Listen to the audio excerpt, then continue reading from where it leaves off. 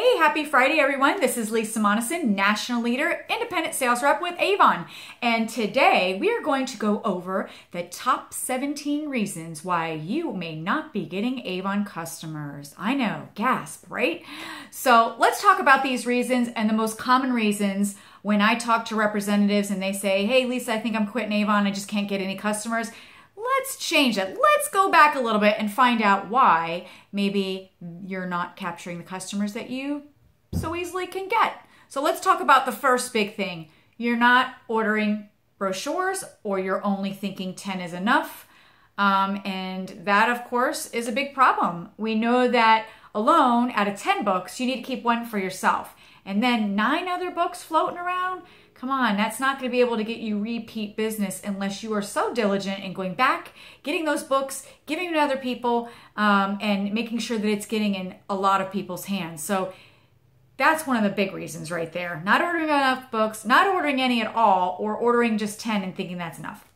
The second thing, number 2, you skip your order. You're not ordering every 2 weeks. And when you do that, you close your store. Your customers are waiting for a new book. You don't have one because you skipped a prior order. And now they're like, well, I don't have a reliable, consistent Avon lady. And then they think you're either quitting or basically you kind of did that campaign. So they're not going to be it's not going to be a reliable situation. So they're probably going to look for someone else. So don't skip your orders. We only place twice a month. So be consistently consistent. Number 3, you're not following up. Come on, guys. You got to come up with the best ways for your customers to follow up with them. Some of it might be social media reminders, text, email, calls, in person, whatever works best for you and sometimes for particular clients. Make sure you're doing the follow-up. Very important. Number 4, you're just putting books all over the place and you're waiting for the phone to ring. Guys, it is great. Now, we know there is some awesome testimonial of leaving additional books here and there and even doing book toss. I talk about doing book toss. A lot of my great Avon friends do book toss and are very successful with it. But if you're a new rep especially, and you've only got a certain budget to order so many books, and you get so excited that you come home and you're like, I ordered 50 books to start and I'm going to bag them all up in these What's New bags, or they used to be called What's New, now they're called the clear literature bags, and you go on this giant toss.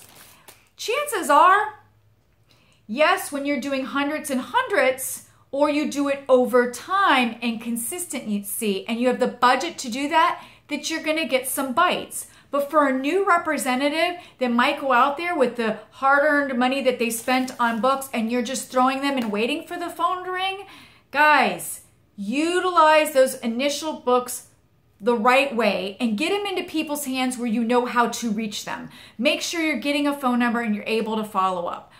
When you're getting towards the end of the campaign and you got leftover books that you want to put out, then at that point, by all means, throw the books, toss the books, whatever you want to do. But from beginning a campaign to like the last day, you should be trying to get them into hands of people that you can actually follow up with. So that is crucial. Number 5, you're not asking for referrals. Come on, you already got a great customer. She loves the products. Why aren't you saying to her, hey, I know how much you love these products. Would you mind sharing that with a friend for me and letting them know how much you love the new glimmer sticks or how much you love the new scent that you just bought with the little black dress? Let them share it for you. Let them be a talking advertisement for you and make sure they're getting you referrals. It is not hard to ask a customer to please share your book with a friend. So ask for referrals. Number 6, you're not asking your family and friends to share books at their work or to share links on their social media of your store. I mean, come on, they're family and friends, and you've started a new business. I mean, we can't expect them to do it every week for you, but as you're starting your business or occasionally, a family member should be able to, hey, I don't mind posting that on my page every once in a while, or I don't mind bringing in a few books to my work to help you get some orders. Make sure you're asking, because again, if you don't ask, the answer is always no. Okay. Number 7, you're waiting for the phone to ring with orders. Like I said, if you don't have contact information, you're just sitting there like, oh, I did so good this week. I just threw out 50 books and I handed out maybe 3 or 4 of them and now I'm just going to wait. and you sit and you're waiting and you're waiting and nothing's happening, that can be really discouraging because you feel like I took the time to bag them, stamp them, label them, and I put them out, and now nobody's calling, nobody's interested in my Avon, I quit.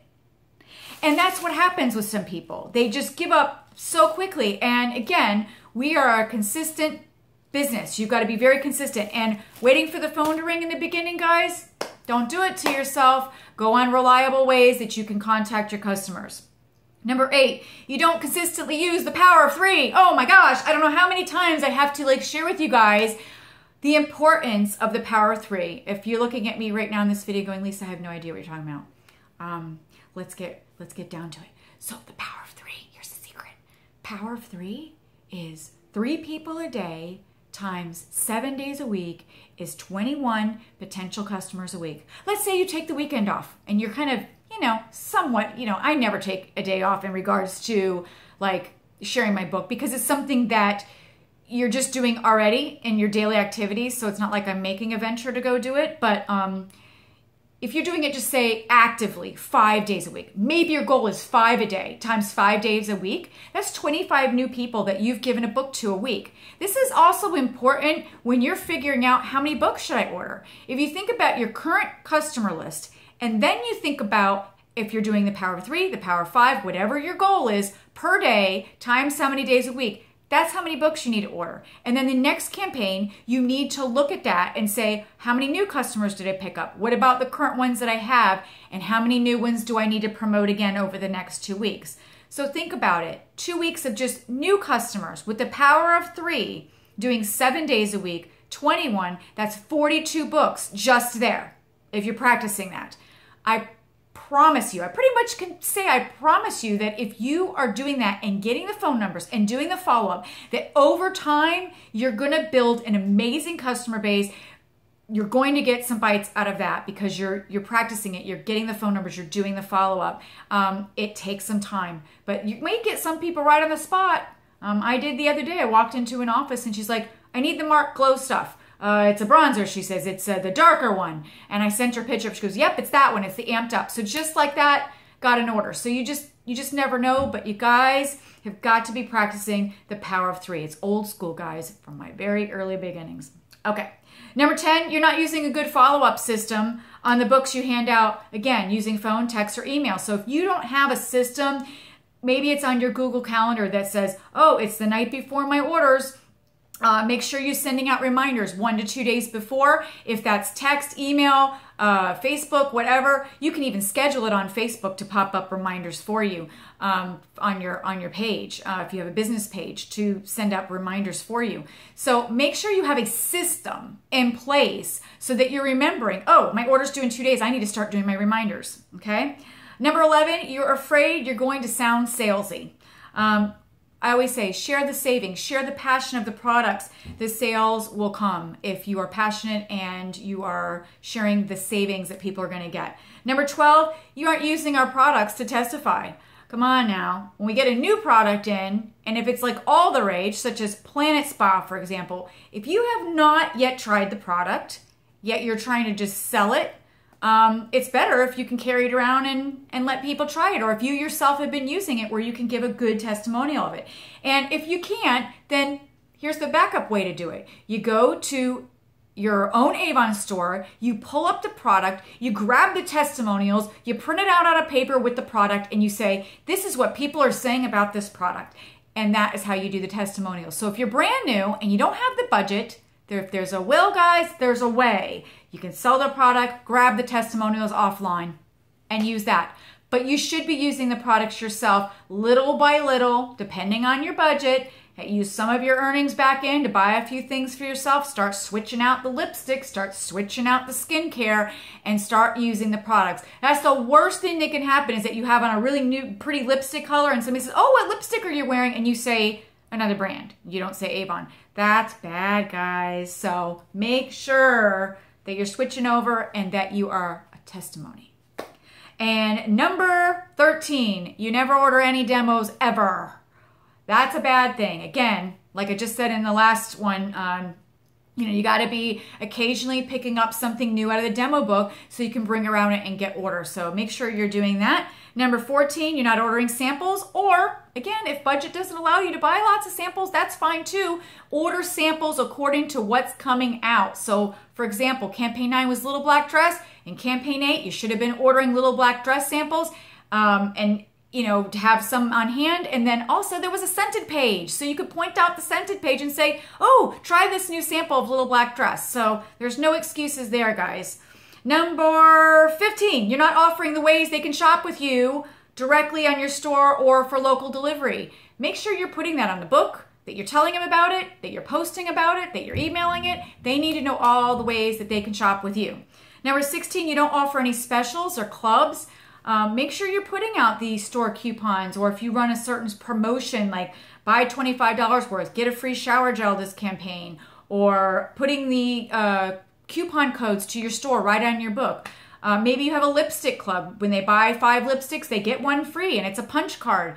Get creative. It's your business. You market it the way you want to, and make yourself different than the other Avon representatives out there. And number 7, one of the most important reasons that you may not be getting Avon customers is you yourself do not exude confidence when meeting new people and clients, or you don't believe in the business or yourself.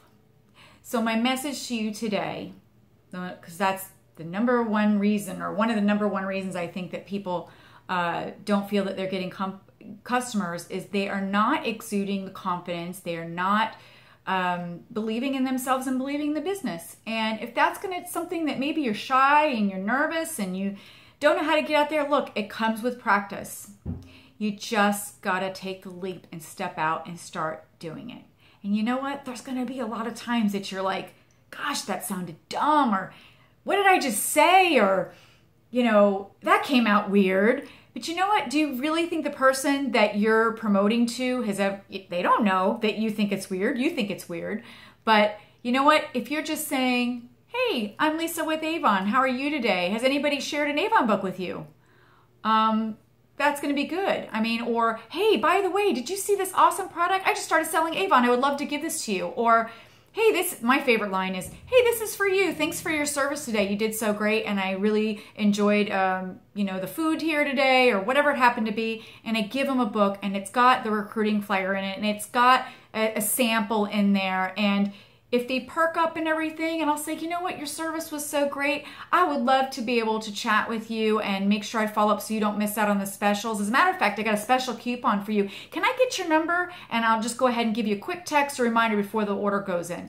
And they'll give it to me, and then I'll text them with a coupon code from my store, or call them and say, thanks again for your service. I'm putting in an order Thursday, blah, blah, blah. Okay? So as you practice this, I promise you, you're going to get better and better at it. Your confidence is going to come. And if anything, Avon, 130 years, guys, believe in the business.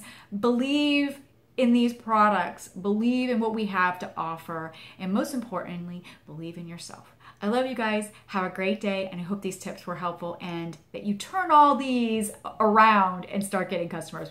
Love you. Bye.